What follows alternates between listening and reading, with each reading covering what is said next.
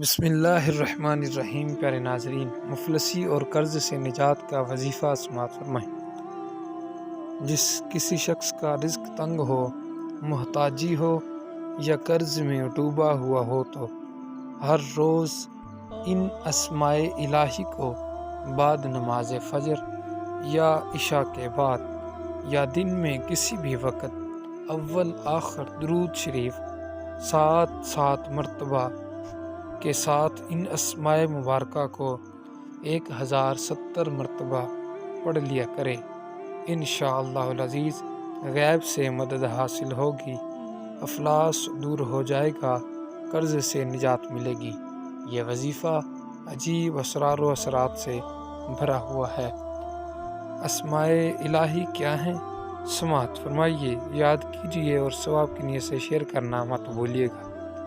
یا کریم، یا وہاب، یا ذی الطول۔